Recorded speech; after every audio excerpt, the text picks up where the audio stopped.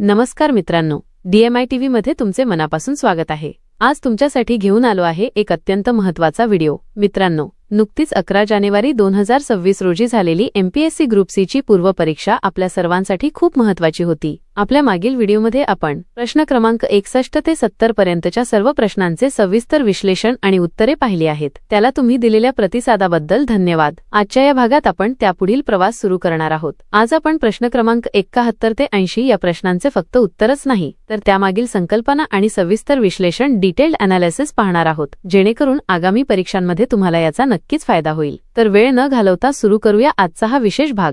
प्रश्न क्रमांक 71। कॅल्शियम आणि क्लोरीन रिकामी जागा बंधाने एकत्र येऊन कॅल्शियम क्लोराइड तयार होते। 1. सहसंयुज बंध, 2. आयनिक बंध, 3. धातू बंध, 4. हायड्रोजन बंध।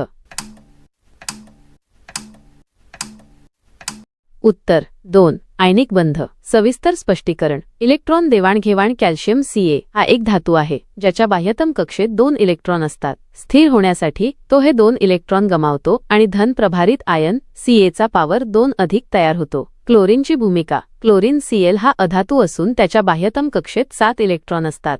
अष्टक पूर्ण करण्यासाठी त्याला 1 इलेक्ट्रॉनची गरज असते, त्यामुळे 2 क्लोरीनचे अणू कॅल्शियमने दिलेल्या 2 इलेक्ट्रॉनपैकी प्रत्येकी एक स्वीकारतात आणि ऋण प्रभारित आयन Cl वजा तयार होतात। आयनिक बंध, आयोनिक बॉन्ड। जेव्हा एक धातू आपले इलेक्ट्रॉन अधातूला पूर्णपणे देतो, तेव्हा त्यांच्यामध्ये तयार होणाऱ्या विद्युतस्थितिक आकर्षण बलाला आयनिक बंध किंवा विद्युत संयुज बंध असे म्हणतात। इतर पर्यायांची माहिती। सहसंयुज बंध, कोव्हॅलेंट बॉन्ड। जेव्हा 2 अणूंमध्ये इलेक्ट्रॉनची भागीदारी शेअरिंग होते, तेव्हा हा बंध तयार होतो, उदा H2O किंवा CH4। धातू बंध, मेटॅलिक बॉन्ड, हा केवळ धातूंच्या अणूंमध्ये आढळतो। हायड्रोजन बंध, हायड्रोजन बॉन्ड, हा हायड्रोजन आणि अधिक विद्युत ऋणता असलेल्या अणूंमध्ये, उदाहरणार्थ NOF, आढळणारा कमकुवत बंध आहे।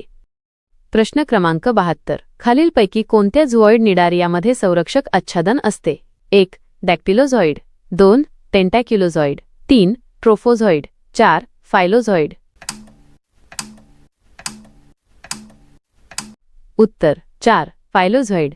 सविस्तर स्पष्टीकरण। निडारिया, सिनिडारिया संघातील काही प्राण्यांमध्ये, विशेषतः सायफोनोफोरा, सिफोनोफोरा वर्गातील प्राण्यांमध्ये बहुरूपता पॉलिमॉर्फिझम दिसून येते। याचा अर्थ असा की एकाच वसाहतीमध्ये वेगवेगळी कामे करण्यासाठी विविध प्रकारचे घटक झुइड्स असतात। फायलोझॉइड, फिलोझोइड बद्दल माहिती। कार्य। फायलोझॉइड्सना ब्रॅक्ट्स असेही म्हणतात। हे पानाच्या आकाराचे लीफ लाईक असतात। यांचे मुख्य कार्य वसाहतीमधील इतर नाजूक घटकांचे संरक्षण करणे हे असते। रचना। हे जाड, जिलेटिनयुक्त आणि संरक्षक आच्छादनासारखे काम करतात, ज्यामुळे वसाहतीला बाह्य धोक्यांपासून संरक्षण मिळते। इतर पर्यायांचे स्पष्टीकरण। 1. डॅक्टिलोझॉइड। डॅक्टिलोझॉइड हे प्रामुख्याने संरक्षणासाठी आणि भक्ष्य पकडण्यासाठी वापरले जातात, परंतु हे संरक्षक आच्छादन तयार करत नाहीत। त्यांच्याकडे दंशपेशी नेमॅटोसिस्ट्स असतात। 2. टेंटॅक्युलोझॉइड। टेंटॅक्युलोझॉइड हे डॅक्टिलोझॉइडचाच एक प्रकार असून ते संवेदी सेन्सरी कार्य करतात। 3. ट्रोफोझॉइड। ट्रोफोझॉइड यांना गॅस्ट्रोझॉइड्स असेही म्हणतात। यांचे मुख्य काम अन्नग्रहण आणि पचन करणे हे असते, त्यामुळे संरक्षक आच्छादन किंवा ब्रॅक्ट म्हणून ओळखले जाणारे घटक म्हणजे फायलोझॉइड होय। प्रश्न क्रमांक 73। कांगारू हा पिशवी असलेला सस्तन प्राणी आहे। ऑस्ट्रेलिया आणि टास्मानियाच्या गवताळ मैदानात आढळतो। ब. ते स्थलीय आणि शाकाहारी प्राणी आहेत। क. पुढील पाय खूप लांब व शक्तिशाली असतात, तर मागील पाय लहान व कमकुवत असतात। ड. मादीला भ्रूणपिशवी असते, तिला मार्सुपियम म्हणतात। वरीलपैकी कोणते विधाने बरोबर आहे? 1. फक्त अ, 2. फक्त अ आणि ब, 3. अ, ब आणि क, 4. अ, ब आणि ड।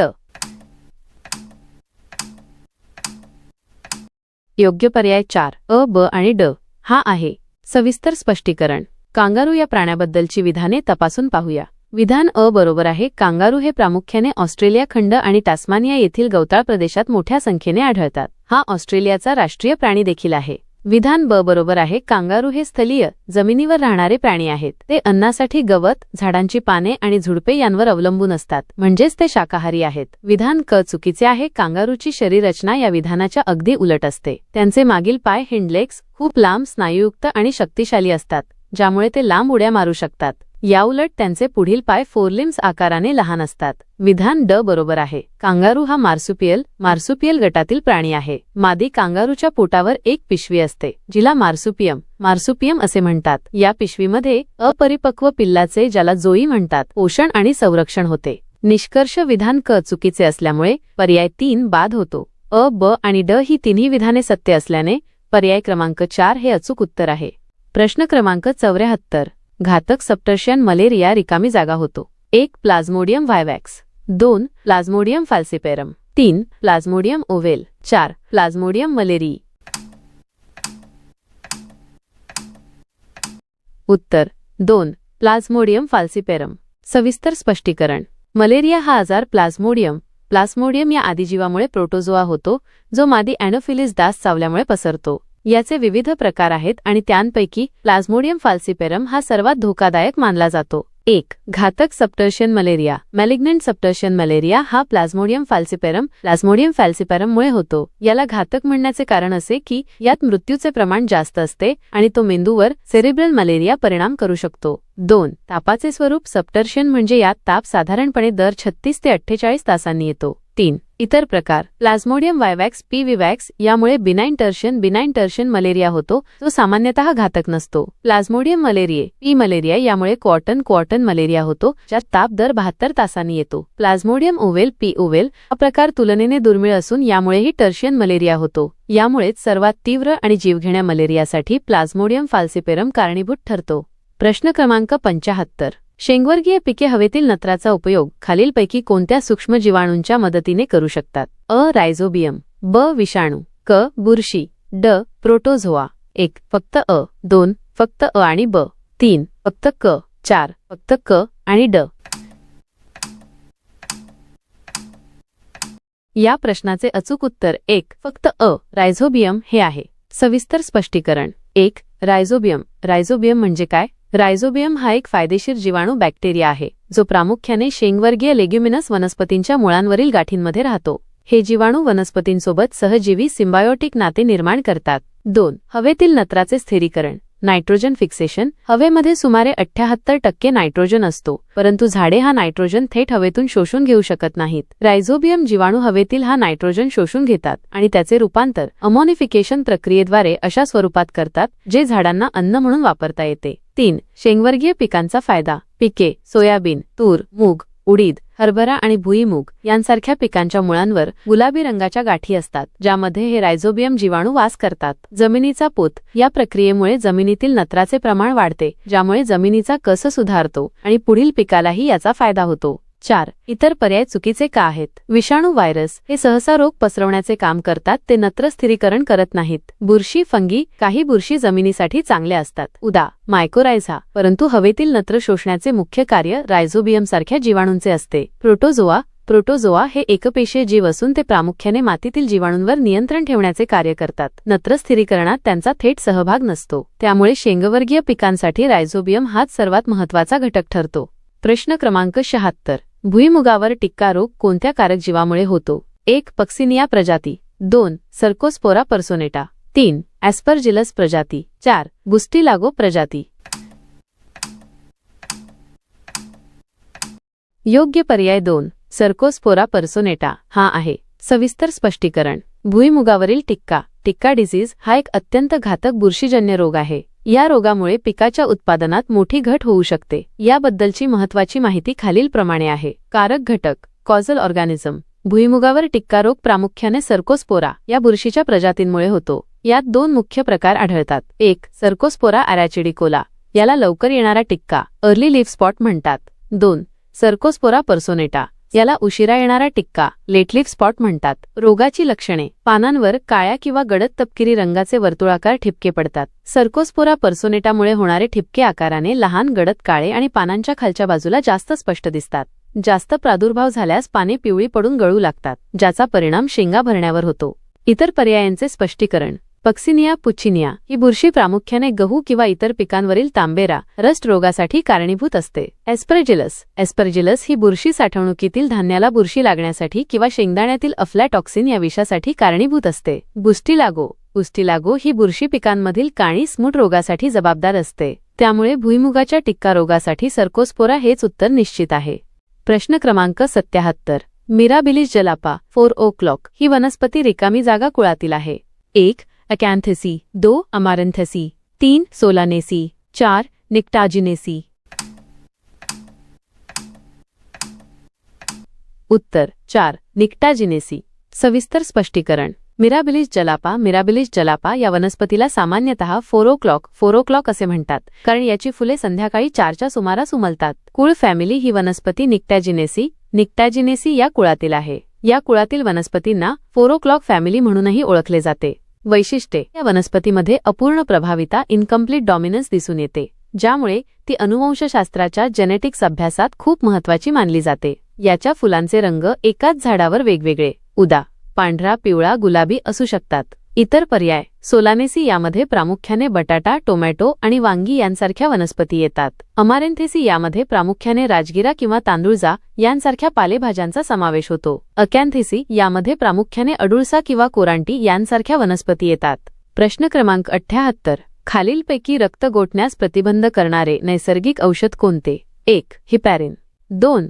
Sodium citrate. 3. Sodium nitrate. 4. डिंक. उत्तर 1. हिपॅरिन. सविस्तर स्पष्टीकरण. रक्त गोठण्याच्या प्रक्रियेला विरोध करणाऱ्या पदार्थांना प्रतिस्कंदक अँटीक्वॅग्युलंट्स असे म्हणतात. या प्रश्नातील पर्यायांचे विश्लेषण खालीलप्रमाणे आहे. हिपॅरिन हे मानवी शरीरात नैसर्गिकरित्या तयार होणारे प्रतिस्कंदक आहे. हे प्रामुख्याने यकृत, लिव्हर आणि फुफ्फुसांमधील मास्ट पेशींद्वारे मास्ट सेल्स तयार केले जाते. हिपॅरिन रक्तातील थ्रॉम्बिन या घटकावर नियंत्रण ठेवून रक्तवाहिन्यांमध्ये रक्त गोठू देत नाही, त्यामुळे याला नैसर्गिक प्रतिस्कंदक मानले जाते. सोडियम सायट्रेट, सोडियम सिट्रेट हे प्रामुख्याने प्रयोगशाळेत किंवा ब्लड बँकमध्ये बाटलीतील रक्त साठवून ठेवण्यासाठी वापरले जाते. हे रक्तातील कॅल्शियम आयनशी संयोग पावून रक्त गोठण्याची प्रक्रिया थांबवते, परंतु हे शरीराबाहेर वापरले जाणारे रासायनिक साधन आहे. सोडियम नायट्रेट याचा वापर प्रामुख्याने अन्नामध्ये विशेषतः मांस टिकवण्यासाठी प्रिझर्वेटिव्ह म्हणून केला जातो. याचा रक्त गोठण्याशी थेट संबंध नाही. डिंक गम हा झाडांपासून मिळणारा उत्सर्जित पदार्थ आहे. याचा रक्त गोठण्याशी किंवा प्रतिस्कंदक म्हणून कोणताही शास्त्रीय संबंध नाही. महत्वाची टीप. शरीराबाहेर जखम झाल्यावर रक्त गोठण्यासाठी फिब्रिनोजन आणि व्हिटॅमिन के मदत करतात, तर शरीराच्या आत रक्तद्रव स्वरूपात ठेवण्याचे काम हिपॅरिन करते. प्रश्न क्र. 79. विषाणूजन्य रोग व कारणीभूत विषाणू यांच्या योग्य जोड्या जुळवा. स्तंभ अ. रोग. स्तंभ ब. विषाणू. ए. एड्स. 1. डेंग्यू विषाणू. बी. कांजिन्या चिकनपॉक्स. 2. हिपॅटायटिस बी विषाणू. सी. लिव्हर डॅमेज व सिरोसिस. 3. व्हॅरिसेला झोस्टर विषाणू. डी. रक्तस्रावी ताप हेमोरॅजिक फीवर. 4. मानवी इम्युनोडेफिशियन्सी विषाणू HIV. योग्य पर्याय निवडा. 1. A3B2C4 D12. A2B4C3 D13. A4B3C2 D14. A3B4C1 D2. या प्रश्नाचे बरोबर उत्तर पर्याय क्रमांक 3 A4B3C2 D1 हे आहे. सविस्तर स्पष्टीकरण. मानवी शरीरात होणारे विविध रोग हे विशिष्ट विषाणूंमुळे उद्भवतात, ज्यांची माहिती असणे आरोग्याच्या दृष्टीने अत्यंत महत्त्वाचे आहे. एड्स हा रोग ह्यूमन इम्युनोडेफिशियन्सी व्हायरस म्हणजेच HIV मानवी इम्युनोडेफिशियन्सी विषाणूमुळे होतो, जो शरीराची रोगप्रतिकारशक्ती पूर्णपणे कमकुवत करतो. कांजिण्या चिकनपॉक्स या आजारासाठी व्हॅरिसेला झोस्टर हा विषाणू कारणीभूत असतो, ज्यामुळे अंगावर पुरळ उठणे आणि ताप येणे अशी लक्षणे दिसतात.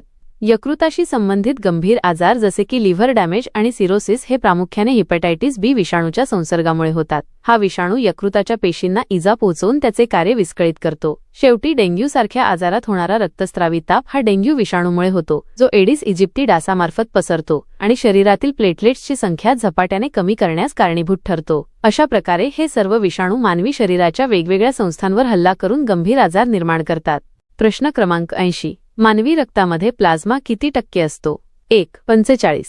2. 55. 3. 60. 4. 20. उत्तर पर्याय क्रमांक 2. 55. सविस्तर स्पष्टीकरण. मानवी रक्त हे मुख्यत्वे 2 घटकांनी बनलेले असते: रक्तद्रव प्लाझ्मा आणि रक्तपेशी blood cells. 1. Plasma.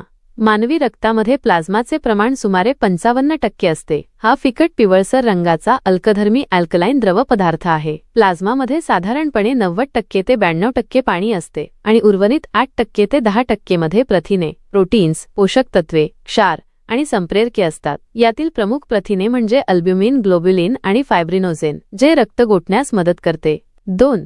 रक्तपेशी. Blood cells. रक्ताचा उर्वरित 45% भाग हा विविध पेशींनी बनलेला असतो. यात 3 प्रकारच्या पेशी असतात. तांबड्या रक्तपेशी आरबीसी ऑक्सिजन वाहून नेण्याचे काम करतात. पांढऱ्या रक्तपेशी डब्ल्यूबीसी शरीराची रोगप्रतिकारशक्ती वाढवतात. रक्तबिंबिका प्लेटलेट्स जखम झाल्यावर रक्त गोठण्यास मदत करतात. थोडक्यात सांगायचे तर रक्त 100% बरोबर प्लाझ्मा, 55% अधिक रक्तपेशी 45%. तर मित्रांनो, आजच्या या व्हिडिओमध्ये आपण एमपीएससी ग्रुप सी च्या प्रश्नपत्रिकेमधील प्रश्न क्रमांक 71 ते 80 सविस्तरपणे अभ्यासले आहेत. मला खात्री आहे की या प्रश्नांच्या उत्तरांसोबतच मी दिलेले स्पष्टीकरण तुम्हाला येणाऱ्या परीक्षेसाठी नक्कीच फायदेशीर ठरेल. जर तुम्हाला या प्रश्नांबाबत काही शंका असतील किंवा एखादा मुद्दा समजला नसेल तर खाली कमेंट बॉक्समध्ये नक्की विचारा. मी तुमच्या प्रश्नांची उत्तरे देण्याचा नक्कीच प्रयत्न करेन. पुढच्या व्हिडिओमध्ये आपण याच मालिकेतील पुढचे महत्त्वाचे प्रश्न क्रमांक 81 ते 90 घेणार आहोत. त्यामुळे तो व्हिडिओ सुद्धा पाहायला विसरू नका. आजचा हा व्हिडिओ तुम्हाला आवडला असेल आणि माहितीपूर्ण वाटला असेल तर व्हिडिओला लाईक करा आणि तुमच्या स्पर्धा परीक्षेचा अभ्यास करणाऱ्या मित्रांसोबत हा व्हिडिओ शेअर करा. आणि हो, अशाच नवनवीन शैक्षणिक व्हिडिओंच्या अपडेटसाठी आपल्या DMI TV चॅनलला नक्की सबस्क्राईब करा आणि शेजारील बेल आयकॉनवर क्लिक करा. पुन्हा भेटूया पुढच्या व्हिडिओमध्ये. तोपर्यंत अभ्यास करत रहा.